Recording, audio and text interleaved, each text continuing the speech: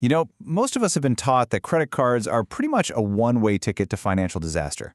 They're a tool for digging yourself into a hole you can't get out of. But what if that's only half the story? What if that exact same tool that creates all that crippling debt could, if you just use it a little differently, become one of the most powerful ways to build real wealth? Well, today we're going to tear down that old way of thinking. Okay, so here's how we're going to break it all down. First, we'll tackle that common advice we've all heard about debt. Then, and this is crucial, we're going to draw a line in the sand between good debt and bad debt.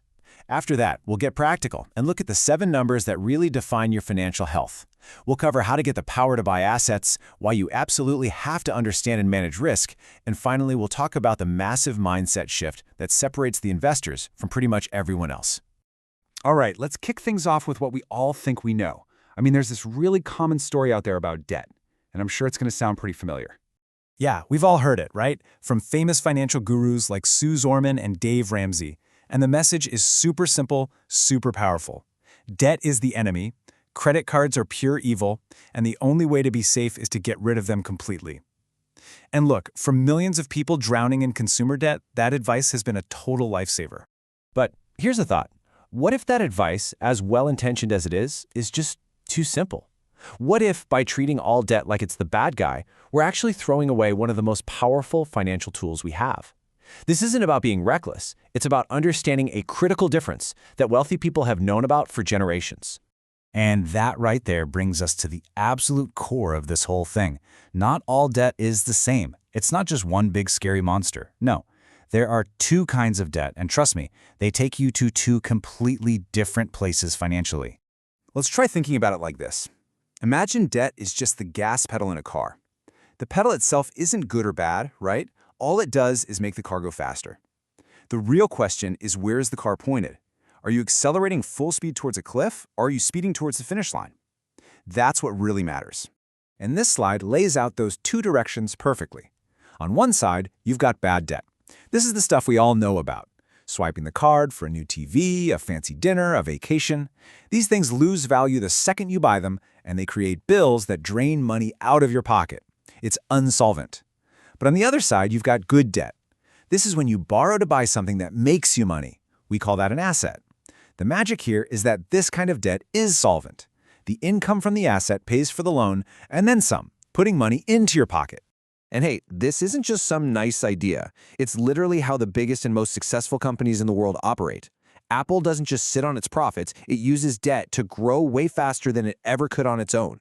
Real estate investors don't use their own cash for every building. They use the bank's money, other people's money, to buy properties that pay them every single month. They don't abuse debt, they use it as a tool. Okay, so if we want to start using debt like the pros, we can't just dive in head first. We need to start with a really clear, really honest look at our own financial situation. We need a way to analyze things. Think about it. You wouldn't try to sail across the ocean without a map and a compass, would you? Of course not. In finance, your personal financial statement, that's your map, and it's all built on 7 basic numbers that tell you exactly where you are and where you're headed. All right, let's quickly break this down. First 3 are on your income statement: what you make, what you spend, and what's left over. That's your cash flow. Easy enough. The next 3 are on your balance sheet: your assets, stuff that puts money in your pocket; your liabilities, stuff that takes money out; and the difference between them, which is your net worth. But then there's that 7th number, and it is a big one: your credit score. Now, your credit score isn't just some random number a computer spits out. It's actually the result of a deep analysis of you. Companies like Experian and TransUnion are looking at your financial habits. Do you pay your bills on time? How much debt do you carry? It's basically a report card on how responsible you are with money. A great score means you have the power to access that good debt we were talking about. So, once we actually understand our 7 numbers, we can stop just looking at our situation and start actively changing it.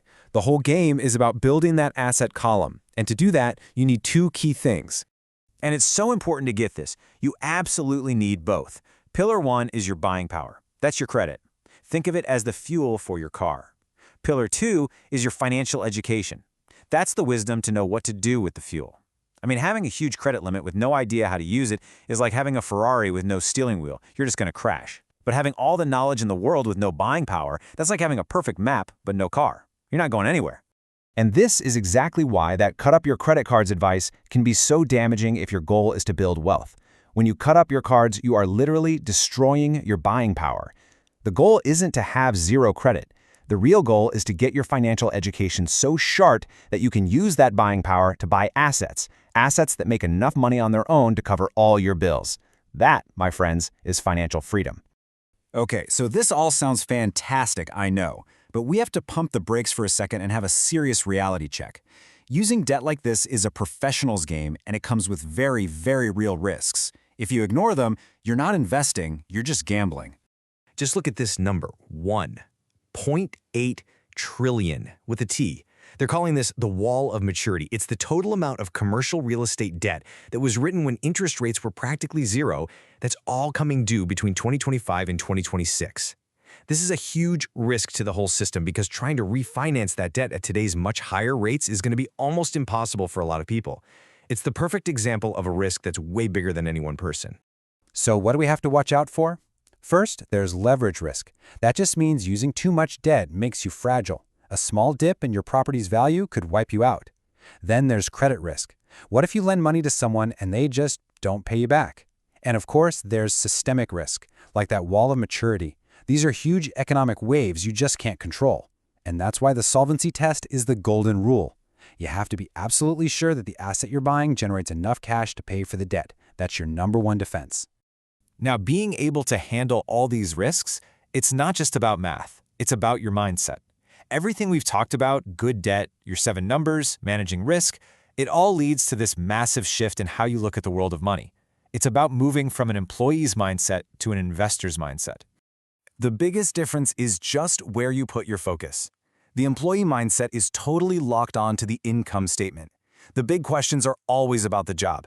How do I get a raise? Should I get a second job? The problem is your life is always tied to that job. The investor mindset, on the other hand, is focused on the balance sheet. The main question isn't how do I earn more, it's how can I acquire more assets.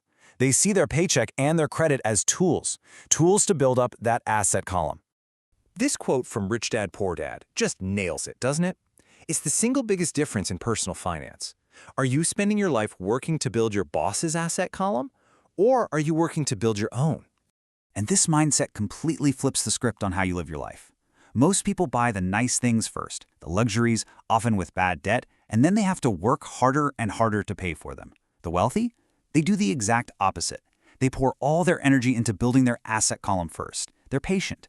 And then, once the money flowing from their assets is big enough, they let the assets buy the luxuries. That fancy car, the big house, it's not paid for with their sweat and time, it's paid for by the income their investments generate. It's the reward for building their business, not the reason for it. So we'll end with this question. After all this, it's time to look at that piece of plastic in your wallet a little differently. Is it just a tool to spend money, a way to speed towards things that lose value? Or, with the right education and the right mindset, could it actually be your secret weapon, the power you need to buy the assets that will one day set you free? The choice really is up to you.